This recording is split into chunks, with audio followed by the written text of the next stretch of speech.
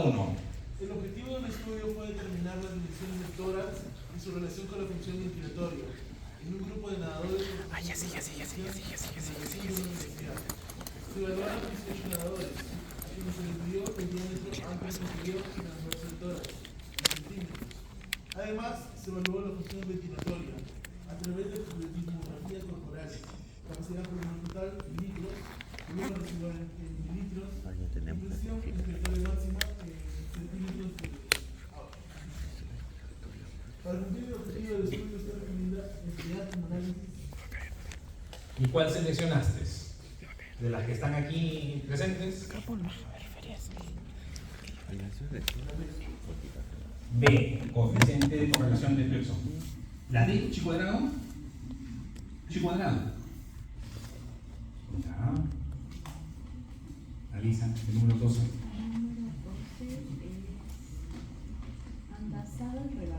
Andazábal. ¿Estás de acuerdo? Prueba de independencia chi cuadrado. Correlación de Pearson. ¿Por qué? Porque son variables cuantitativas. Vean. Dimensiones de tórax y función ventilatoria. ¿Cuáles son dimensiones de tórax? Diámetro antero-posterior, transverso, en centímetros. Ya están diciendo que son centímetros. Y la función ventilatoria, litros, mililitros, centímetros de agua. Todas cuantitativas. Entonces, si queremos relacionar dos variables cuantitativas de las que están presentes como alternativas, ¿cuál sería la mejor respuesta? Coeficiente de correlación de Pearson. ¿Okay? Si no nos da más información, siempre deben de seleccionar la mejor alternativa. ¿Okay? De esas de aquí, Pearson. ¿Por qué no podría ser coeficiente de correlación interclase? Mi duda era porque, aunque había dos variables, cada variable tenía, por decirlo así, diferentes unidades de medida, ¿no? Por ejemplo, en esta dimensión de tórax había el diámetro antero-posterior y otro que es diámetro transverso. Y me quedaba la duda porque cuando nos había puesto los ejemplos de las gráficas eran dos. En cambio ahí vi varias y por eso no sabía si marcar correlación de Pearson. Acá lo que tenemos son 6 relaciones que voy a ver. O sea, Diámetro antero-posterior contra capacidad pulmonar. Diámetro antero-posterior contra volumen residual. Diámetro antero-posterior contra presión expiratoria máxima. Diámetro transverso con capacidad pulmonar. Diámetro transverso con volumen residual. Claro, por separado. Okay. Claro, por separado. Gracias. Porque si quisiera hacer todo junto, no es ninguna de estas. ¿Cuál sería? Regresión múltiple. Tampoco serían todas. Sería una regresión lineal múltiple. Tendría que ser diámetro antero-posterior versus las 3. Y otra ecuación, diámetro transverso de tórax contra estas 3. No, ahí no hay tampoco una alternativa que diga regresión lineal múltiple. Okay. Gracias. Ya. Ahora analiza el 22. El 22 es Asparrín Paredes. Asparrín. A ver, preguntado por favor. Sí, la tiene.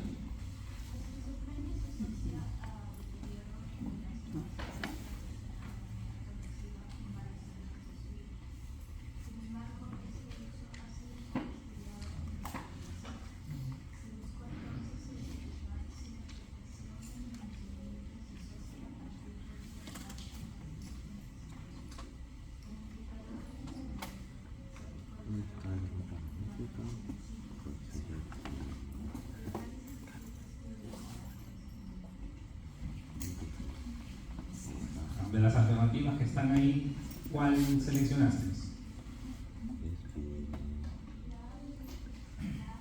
¿Por qué?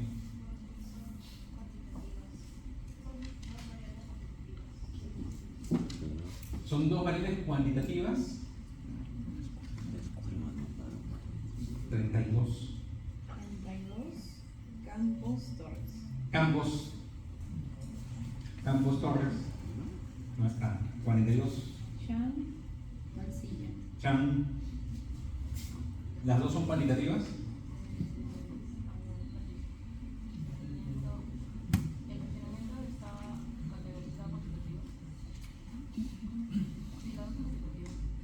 ¿Las dos son cuantitativas? Ya, el tiempo es cuantitativo, ahí no hay duda. Ya. Y por eso, ¿es cuantitativa una escala necesariamente es cuantitativa? ¿Valoración de qué? ¿Se puede cuantificar los síntomas? Me aproximo a poder identificar el nivel de los síntomas. Las escalas visual análogas. ¿Qué tipo de escala es? Una escala visual análoga. Ordinal. Es ordinal. Se usan números. Una escala Likert, ¿qué es? Siguiente número. Cruz, damas. O sea, 52. Cruz. Cruz. ¿Qué es una escala Likert?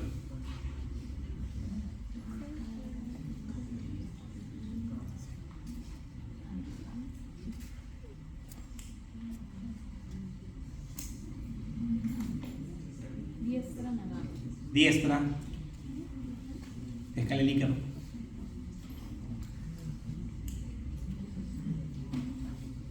Acabo de decir, ¿es una escala Likert? Sí. Pregunto. Garay, Garay. ¿Dónde está? Garay. Escala Likert.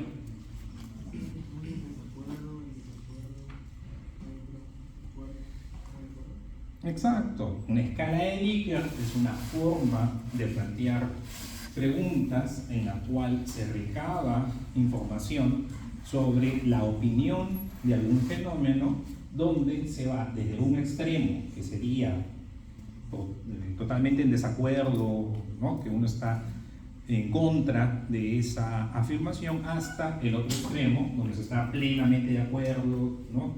Estoy totalmente identificado con esa afirmación. Y son escalas que usualmente, o no siempre, tienen 5 alternativas. Algunos plantean que incluso mejor es que tenga 4, porque si hay 5 hay como una tendencia a ir al medio, y con 4 a lo mejor se separa, pero finalmente es una escala ordinal, que eso luego lo transforma en un puntaje, para que ese puntaje lo pueda operativizar mejor, cierto, ¿ok? Y trabajo con números, pero finalmente eso es algo que deben de recordar y tener siempre presente. Son escalas ordinales. La escala ordinal que todos aprendemos, la primera escala clínica de valoración del paciente que escuchamos, es la escala de coma de Glasgow. Siguiente número. Guamaní. La escala de Glasgow. ¿Entre qué valores están? ¿Cuál es el mínimo y el máximo posible de Glasgow? Del 0 al 15. ¿0? No, del 1 al 15. 1. No, no, 0. Siguiente. Iruri, aliada. Iruri. Glasgow. Escala de coma de Glasgow. ¿Entre qué valores están?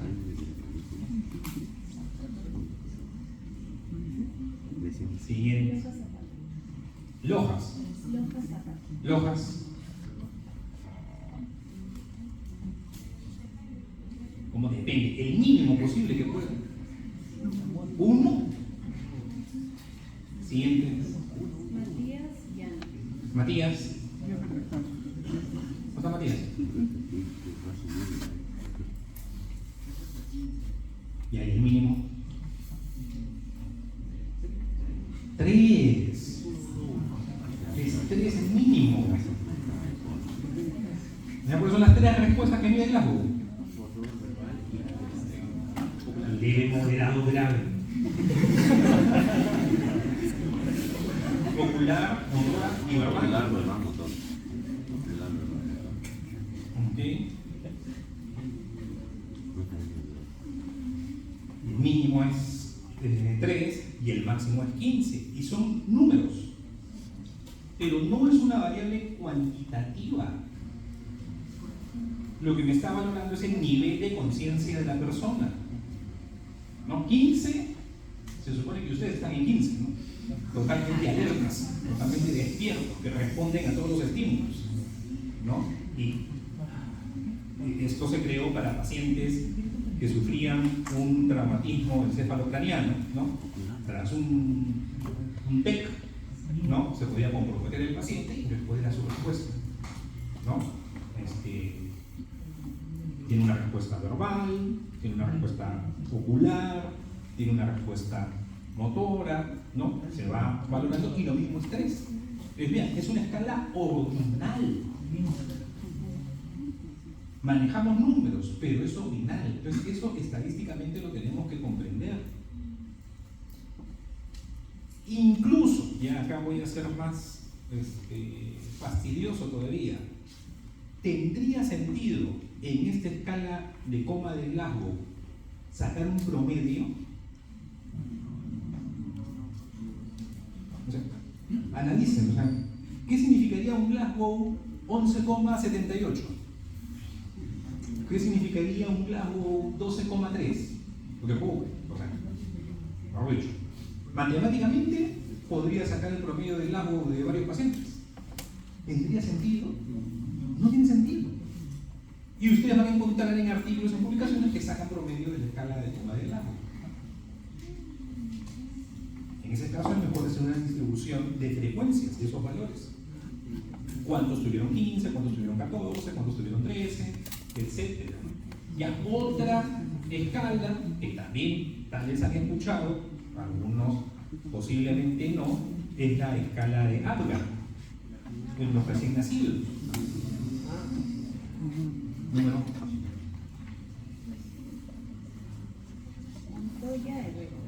Montoya. ¿No está Montoya? Ah, no, Montoya ya no está en este grupo ya. Y ahora empezamos con el número 5. ¿Quién es 5? Alegre, Cordero. Alegre. Alegre. Apgar. ¿Quién fue Apgar?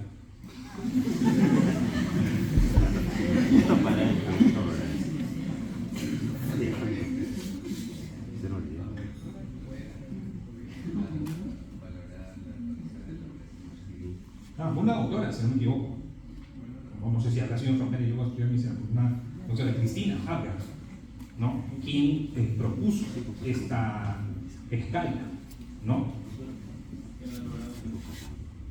Alvarado, Apache, Sofá y todas las escalas que ustedes pueden imaginarse incluyen valoraciones cualitativas. Apgar es la colocación del recién nacido, el tono muscular, si llora, no llora, etc. O sea, incluye en la valoración signos, ¿no?, que son, desde el punto de vista estadístico, variables cualitativas y que yo luego ordeno, ¿no?, para ver si el niñito está reactivo o no, si ha sufrido o no durante el parto o antes del parto.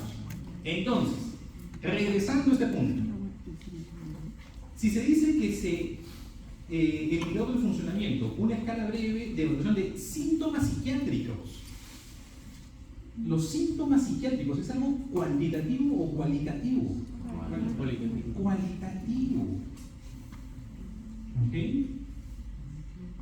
Tal vez algunos han escuchado del Audi para consumo de alcohol, ¿no? Es una escala para ver consumo problemático, ¿no? ¿Y de qué se pregunta? Después de tomar, ¿tienes ganas de seguir tomando, por ejemplo? ¿No? Ya, si responden eso ya estamos mal, ¿no? Si responden normativamente, ¿no? Toma solo, ¿no? Sin nada, ¿no? Y así te interfiere el consumo del alcohol en tus actividades de la vida diaria. Has tenido problemas, te has peleado, qué sé yo, por consumir alcohol. Son valoraciones cualitativas. ¿Qué es lo que sucede? Me estoy tomando todo este tiempo. Porque la tendencia es que todas esas escalas suelen manejarse como variables cuantitativas. Y ustedes revisan los artículos y todos los análisis es como si fueran variables cuantitativas continuas cuando no lo son. Y hay que usar el análisis estadístico adecuado para esas escalas.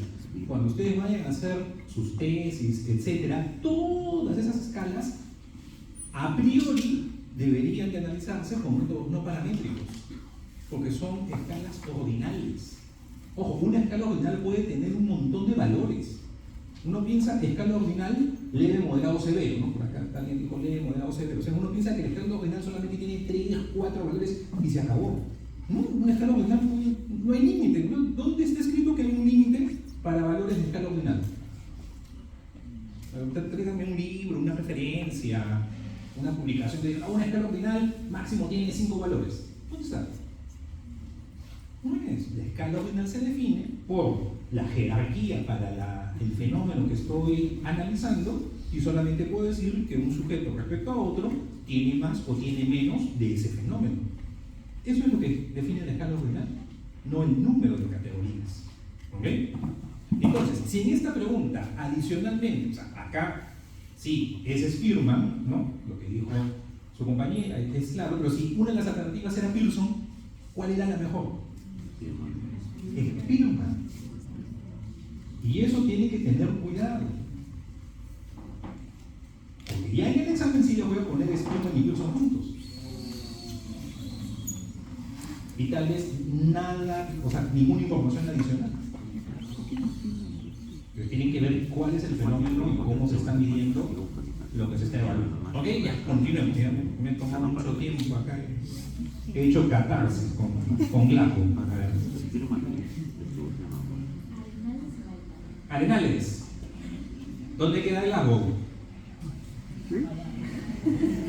¿Dónde queda el lago? Arenales. Arenales, ¿dónde queda el lago? Escocia. ¿Y cuál es la capital de Escocia?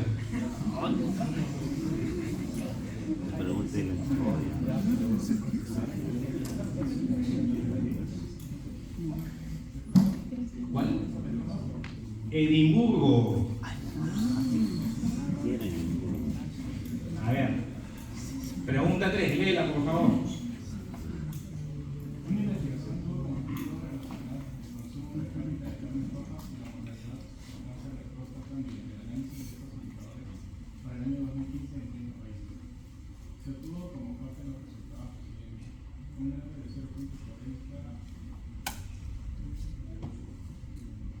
Intervalo de confianza.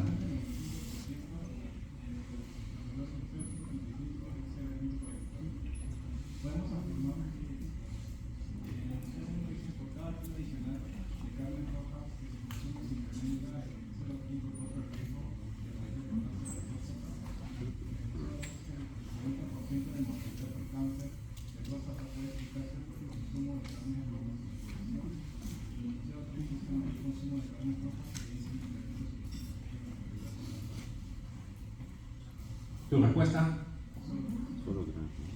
Solo 3. ¿Ok? ¿Están de acuerdo?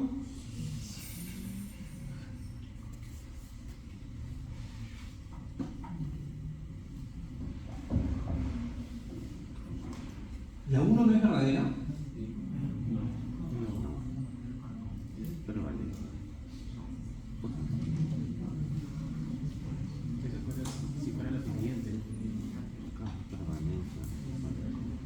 La 1 es verdadera. ¿Por qué no? Para este estudio, sí, debería ser 1 y 3 acá la clave. ¿Por qué la 1 no es verdadera? Pero eso no sería si fuera la pendiente. Porque el R. Ah, perdón, no es el beta, Sí. es el R. Ah, lo estaba confundiendo, ¿no? Lo estaba confundiendo, ¿no? Tranquilo, muchachos. Y es la clave que está en el pasito, ¿no? Va a ver en un campo. Si hubiera dado el beta sí, el 1 hubiera sido verdadero.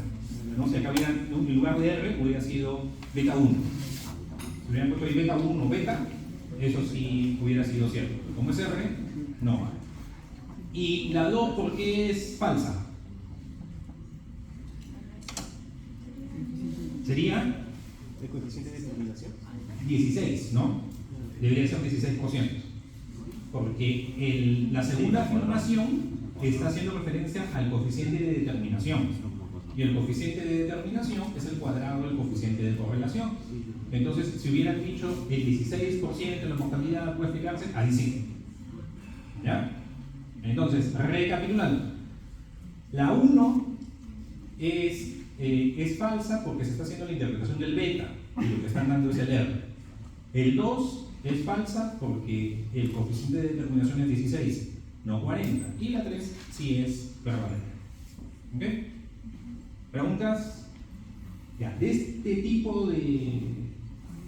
de ejemplos, situaciones, ya tienen que recordar en la recta de regresión, que es el intercepto, que es el beta, que es la pendiente, el coeficiente de correlación que podemos obtener y el coeficiente de determinación. ¿Ya? Esos 4 conceptos tienen que tenerlos claros, ¿no? El beta sub 0, que es el intercepto, el beta, que es la pendiente, el coeficiente de correlación y el coeficiente de determinación. Alisa, siguiente. Barreros, Lucero. Barreros. Ana. Pregunta 4, por favor. En una investigación se estableció para la correlación entre la prevalencia del diabetes y el consumo de práctica de azúcares refinados el siguiente resultado. R es igual a 0,80, intervalo de confianza 95%, 0,74 a 0,86. Podemos afirmar entonces el consumo de azúcares refinados presenta una correlación directa estadísticamente significativa con la prevalencia del diabetes. 2. El consumo de azúcares refinados podría explicar el 64% de la prevalencia de diabetes. Y 3. Que el consumo de azúcares refinados presenta un 80% más riesgo de desarrollar diabetes. ¿Y tu respuesta? ¿Cómo que la La A. Solo 1 y 2. Perfecto. ¿No? Otro ejercicio similar al anterior. ¿Se presenta una correlación directa? Sí, porque el coeficiente de correlación es positivo. ¿Y por qué es estadísticamente significativa? Porque no incluye el cero. Porque no incluye el cero, el intervalo de confianza. ¿Ya? El coeficiente de correlación, recuerden, va entre -1 y 1. Y el 0 representa la no correlación lineal entre las dos variables que estamos analizando. Entonces, el punto crítico para analizar el intervalo de confianza de un coeficiente de correlación es el 0. El 0. Si tenemos, porque puede suceder, un intervalo de confianza que vaya de menos algo a algo positivo, no es significativo. Ahora, lo que sí tienen que recordar es que el intervalo, el límite inferior de un intervalo de confianza de un coeficiente de correlación, lo mínimo que puede ser es -1, porque el coeficiente de correlación no puede ser menor a -1. Y el máximo valor del coeficiente, del intervalo de confianza, del límite superior del intervalo de confianza para un coeficiente de correlación es el 1 positivo, porque no puede ser mayor a 1 positivo el coeficiente de correlación. Ahora, aplicar el 0 como criterio para definir si el coeficiente de correlación es significativo o no, también aplica para el beta sub 1, ¿ya? Para la pendiente. O sea, si aquí, si nos daban el valor de la pendiente, beta igual 3, algo, por decir, si el intervalo de confianza incluía el 0, concluíamos de que no había relación entre las variables. ¿Ya? Porque la pendiente podía ser 0. ¿Ok? ¿Eso está claro? ¿No está claro? Ya. ¿Qué es la pendiente?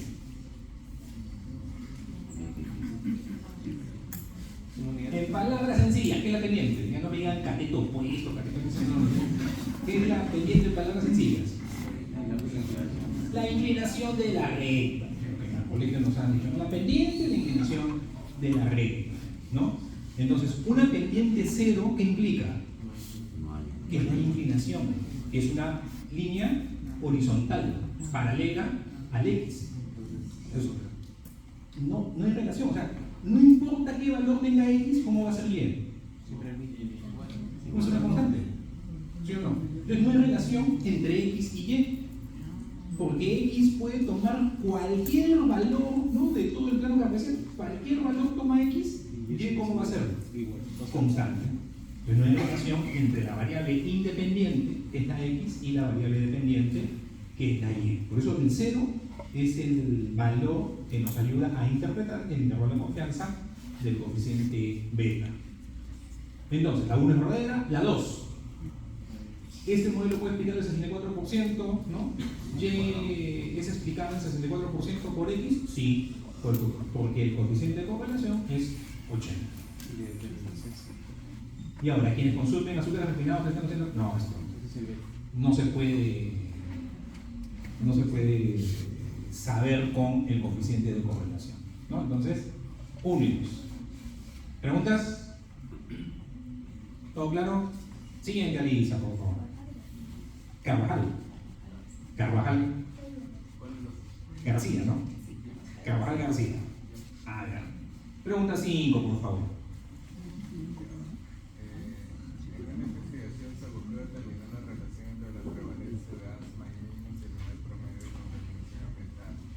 Empleando para ello los datos de 18 ciudades capitales de países de América Latina y el Caribe. Se observó que es razonable asumir una relación lineal entre ambas variables. Para esta investigación emplearon un nivel significante de 0.01, el valor favorable para pensar la distribución de la probabilidad emplear para la prueba de hipótesis más adecuada. En esta situación es...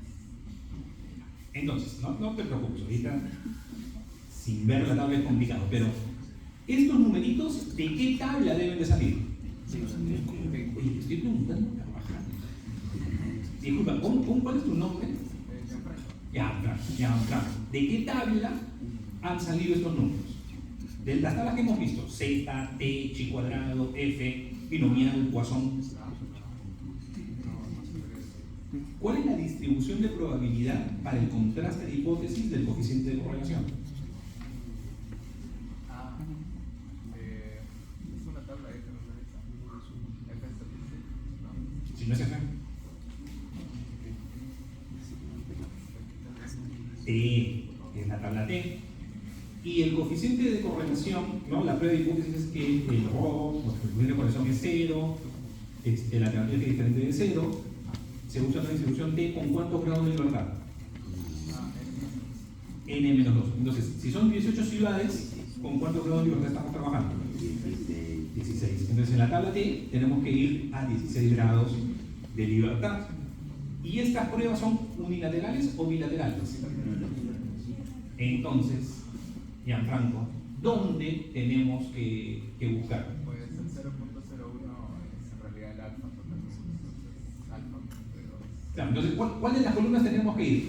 Esta, vamos a decirle, primera, segunda, tercera, cuarta o quinta. Me parece que es la última, no logro ver que 0.05.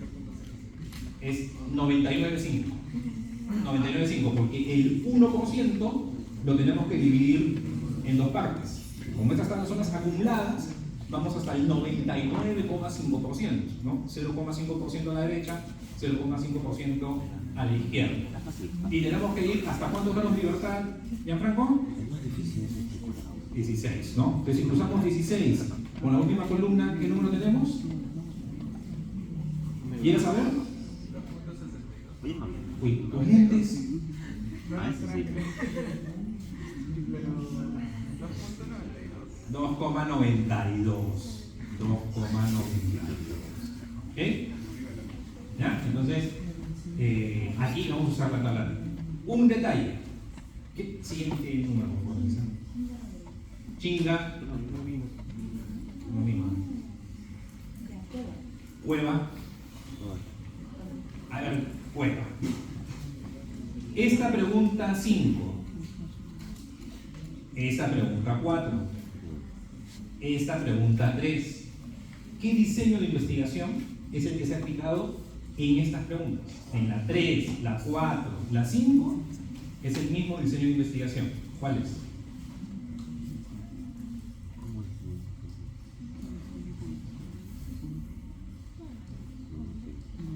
Siguiente número de Esquivel. Esquivel. ¿Qué diseño es?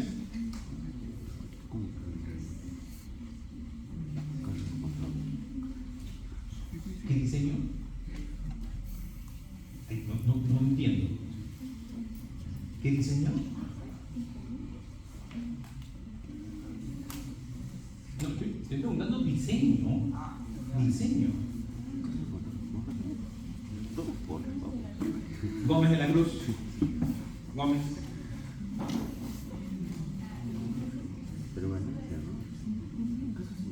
¿Qué diseño de investigación? Huaranca. Huaranca. ¿Dónde está Huaranca?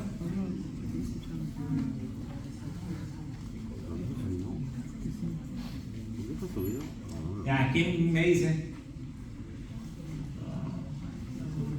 No, no es transversal. Poblacional. ¿Cuál es el estudio poblacional? Ecológico. Todos estos son estudios ecológicos. Ah. Siguiente. Jiménez. A ver, pregunta 6. Al establecer la relación entre los niveles de glicemia en miligramos por decilitro y triglicéridos en miligramos por decilitro en pacientes con síndrome metabólico, se encontró una relación que pudo asumirse como lineal. Si esta investigación se realizó en 17 pacientes, ¿cuál fue el valor tabular de la distribución de probabilidad más adecuada que emplearon los investigadores para contrastar la hipótesis nula? Consideraron alfa igual a 0,10. Con solo esta información, ¿cuál será el diseño de esta investigación?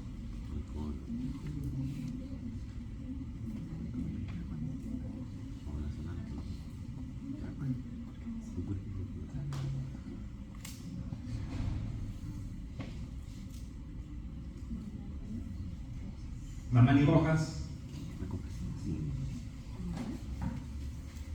Con solo esta información, que es lo más factible, lo que más se acerca.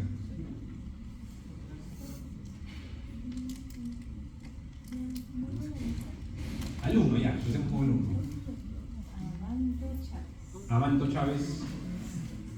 Avanto.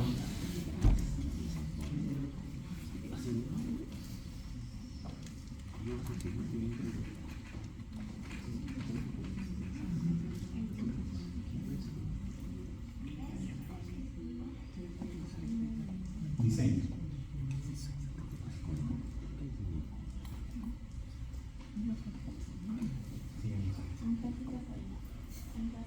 Alcasi.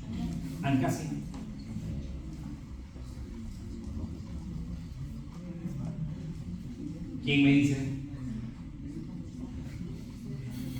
Transversal. Lo más probable es que es un transversal. No tiene pinta de otro diseño. Transversal.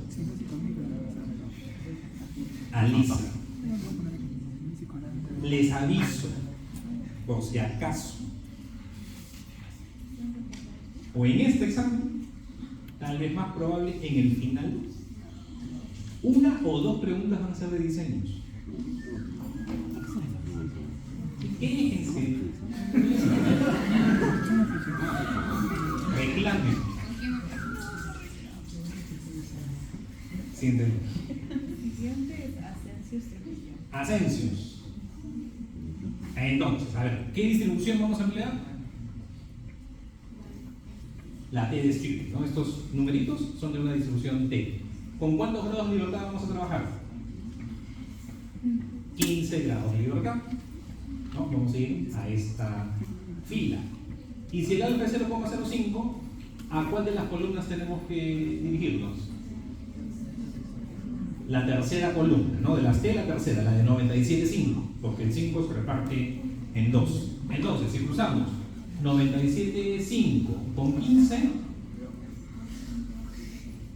13,15, ¿no? De las alternativas, ¿cuál se acerca más a la 13,15?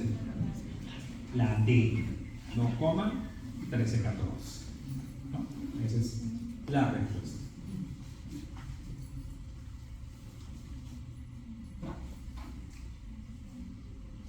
Posiblemente posiblemente en el último examen, porque ahora ya se sabe que viene en el último examen, las tablas no van a venir al costado de la pregunta. No, que va a haber una página final con todas las tablas. Y ustedes tienen que decidir qué tabla usar. ¿Está bien? Ya, entonces, tranquilo. Entonces, en el examen final, diseños, y las tablas no van a estar al costado de la pregunta. Desínflense, no hay problema.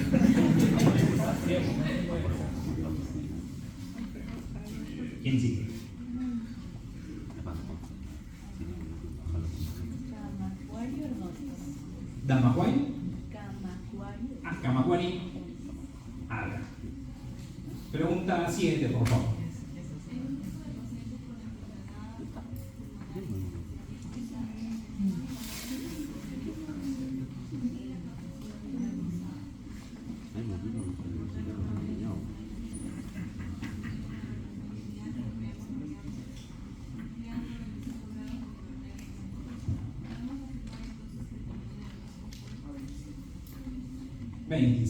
¿No? Esta pregunta, aplicación de la teoría. Si en un análisis de correlación lineal, ¿no? Que vamos a emplear el coeficiente de correlación de Peirce, ¿no?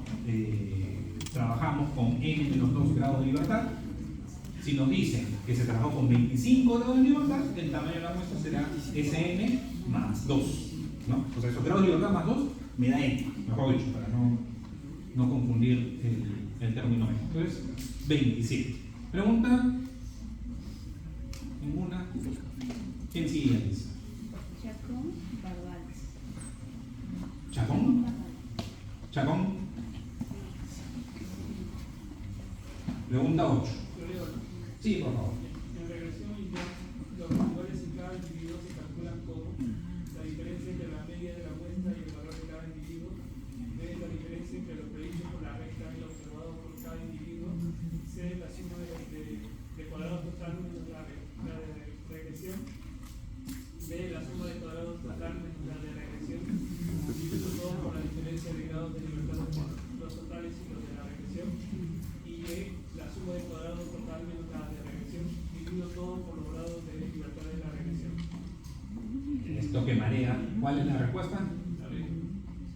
La B, ¿no? La diferencia entre lo predicho por la recta y lo observado para cada individuo, ¿no? Esos son los residuales, ¿se acuerdan del esquema en la presentación de la teoría? Hay un par de esquemas que muestran eso, en sus libros también está. Tenemos una recta, la recta de regresión se construye con un método cruces. ¿Cuál es el método por el cual construimos nuestra recta de regresión? En la regresión lineal simple tiene un nombre. Método de, y hay dos palabras. Y la segunda es cuadrados. ¿Ya cuál es la primera? Mínimos cuadrados. ¿Ya? El método de mínimos cuadrados.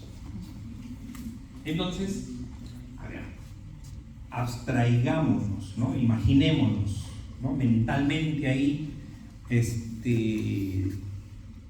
observemos, ¿no? Visualizamos una nube de puntos. Entonces la pregunta es, ¿por qué una de las rectas que resume a esos puntos es la mejor? Porque entre comillas, al ojo, uno podría decir, yo creo que es esta recta, otro podría decir, no, va a ir un poquito más arriba, otro dice, no, va un poquito más abajo, otro dice, no, un poquito más inclinada, menos inclinada, etc. Tengo que tener un método para construir. Ya. Ese método que empleo es el cual Los residuales van a ser al final, o sea, si sumamos los residuales, es 0. ¿Ok? Pero para trabajar, ustedes saben que para trabajar no puedo usar un 0. Y por eso hemos visto en varios análisis que le damos al cuadrado. Por eso es que el método se llama el de los mínimos cuadrados. ¿Ok? Porque si usara solamente los residuales, porque el residual va a estar por debajo o por encima de la recta. Porque tenemos la nube de puntos. Tenemos una recta, entonces esa distancia de cada punto hacia la recta puede ser por debajo o puede ser por encima, ¿no? Entonces hay distancias positivas y negativas. Si elevamos al cuadrado esas diferencias, la recta que hemos trazado es la que va a tener el mínimo, ¿no? Va a ser el valor mínimo de esa suma de esos cuadrados. ¿Ya? Por eso el método se llama de mínimos cuadrados. ¿Está bien? Está. Siguiente. Díaz Romero. Díaz. ¿No ha venido? No ha venido. Galindo. A ver, Galindo. Pregunta 9.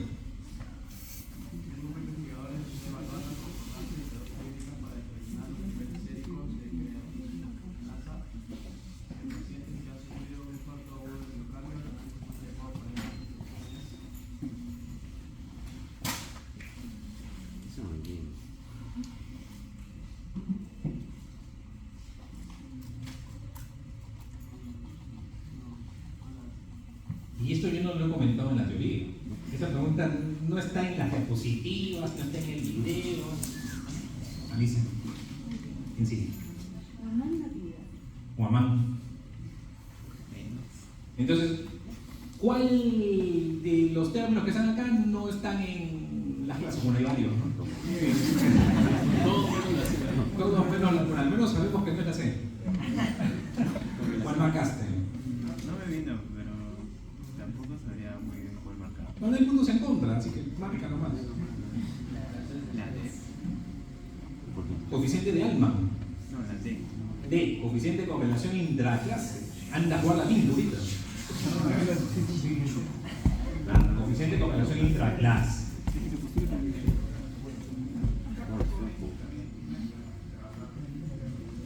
Efectivamente, pero ¿cuál es la diferencia entre capa y correlación intraclase? Capa, ¿para qué situación me ayuda? La concordancia. Ya, pero evaluando qué tipo de fenómeno.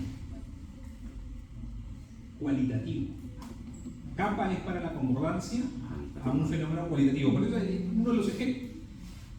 Tal vez los dos ejemplos que con capa siempre aparece es el radiólogo o el patólogo. Dos radiólogos quieren ver si concuerdan valorando tomografías. Dos patólogos se quiere ver si concuerdan analizando, ¿no?, láminas histológicas. Entonces, capa es para cualitativas y para cuantitativas es el coeficiente de correlación intraclase. ¿Ok? Entonces, esta pregunta no está directamente en la clase, ¿no?, en la exposición, pero siempre hay algunos de ustedes que son más curiosos y por ahí han leído sobre correlación intraclase. ¿Ok? Y la última pregunta, Alisa. ¿Y si tú la haces, Alisa? Y para Javier, a ver, ¿dónde está ahí para Javier? ¿No está? ¿Quién sigue?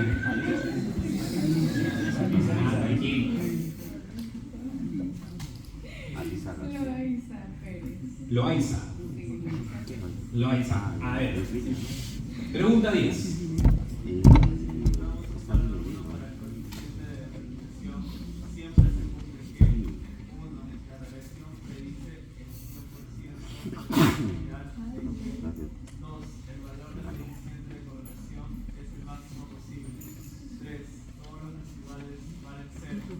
Sea cual sea el valor observado.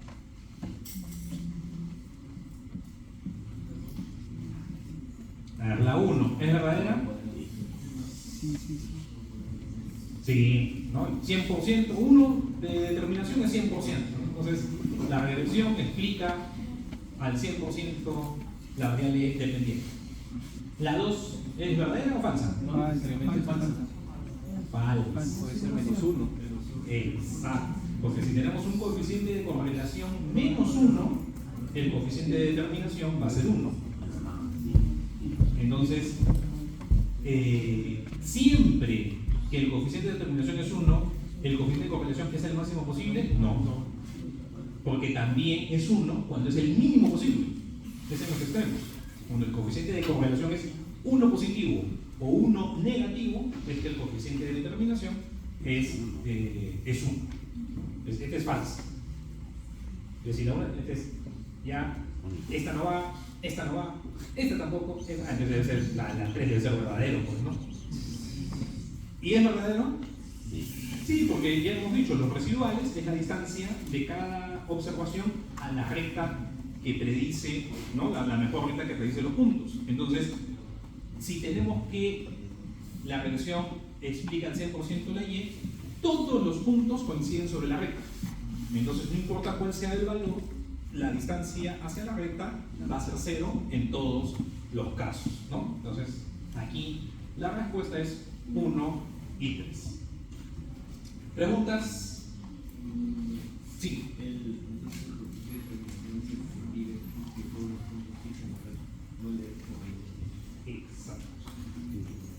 Exacto. A ver, el de correlación, o sea, es que los dos, porque el de determinación depende de correlación, y de correlación cuando es -1 o 1, también tiene que pesar la recta. O sea, yo no puedo tener un coeficiente de correlación 1 y que algún punto salga. O sea, en realidad son los dos. Pero quien no dice realmente es el cuadrado. No, el cuadrado lo que dice es cuánto de Y es explicado por X. Eso es lo que dice. ¿Cuánto de Y es explicado por X? O sea, muchachos, esto es matemática del colegio. ¿Ya? Esto es geometría. ¿Qué hacíamos en el colegio? En el colegio, cuando trabajábamos con las rectas, ¿ok? No trabajábamos con error, no hacíamos estadística, se hacía matemática, ¿ok? Entonces, recuerden ustedes los ejercicios, preguntas, ¿no? Que tenían en el colegio, ¿no? Les daban un par de puntos, ¿no? Les daban 2 puntos, ya, con esos 2 puntos, ¿cuál es la recta, ¿no? Que ustedes pueden determinar? Y luego les decían, ya, con esa recta que han construido, si tuviera un valor de X, ¿cuál sería el valor de Y? Y lo calculaban, ¿ok? Entonces, era algo determinístico, no había error. Los cambios de X me explicaban los cambios de Y. ¿Ya? Ese es el coeficiente de determinación. ¿Cuánto X explica Y? Entonces, en el colegio, todo lo que trabajábamos fue con un coeficiente de determinación exactamente de 1. Porque todos los puntos coincidían en la recta. Ahora trabajamos con incertidumbre. Ahora trabajamos con variables aleatorias. Entonces ya no necesariamente todos los puntos coinciden en la recta. Es una nube alrededor. Entonces, mientras los puntos estén más cerquita a la recta, este coeficiente de determinación va a ir creciendo hacia el 1, hacia el 100%. Mientras los puntos se vayan alejando de la recta, ese coeficiente de determinación va a ser cada vez menor, hasta que podemos llegar a tener, imagínense, una nube de puntos homogénea, en el sentido que es totalmente dispersa en un área determinada. Imagínense un círculo y todos los puntitos en el círculo equidistantes, todos ellos, y trazo una ecuación que me los resuma, en realidad va a ser una paralela al X. Porque no me explica para nada la variación de X, el comportamiento de Y. ¿Está bien? Ya está. ¿Preguntas? Doctor, disculpe, si por ejemplo viniera una pregunta y nos dijera que tema, ¿no? El coeficiente de determinación se determina como el cuadrado del coeficiente de correlación. Solo esa condición se cumple si es que fuera regresión lineal. Solo regresión. O sea, si por ejemplo me dijeran marca verdadero o falso, yo no podría falso porque es algo que me indican ahí. Regresión lineal simple. Y regresión lineal Simple, claro. Y si fuera múltiple ya. Ok, gracias. Otra pregunta. Ninguna. Si se refiere a todas las ciudades, se refiere a la suma, ¿no? Pero igual va a tener residuales que es tener el valor de 1 para el coeficiente de determinación. Claro, solamente que los residuales van en cero. Sí, o sea, teóricamente existe la residual, pero ¿cuál es el valor de esos residuales? Cero. ¿Ok? ¿Alguna otra pregunta? Nadie se me acerca entonces al final de la clase. Si yo no hay preguntas, ya nadie pregunta, pues. Doctor, una pregunta. ¿Eso de los diseños, ¿qué, lo va a sacar de algún libro de estilística? Lo de los diseños lo voy a sacar porque se supone que ustedes ya han aprendido lo que son diseños. Como que no han tenido su curso, ¿cómo se llama? De la ciencia.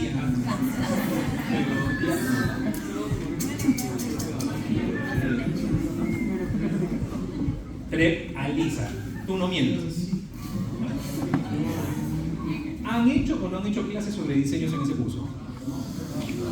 Di la verdad. Está en el, ya, no, me corrijo. ¿Está en el sílabo?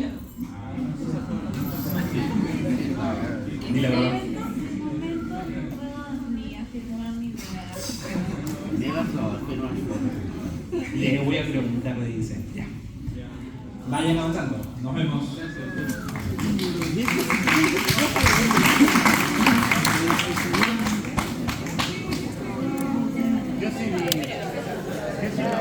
Despide el video, Cleaner. Chao.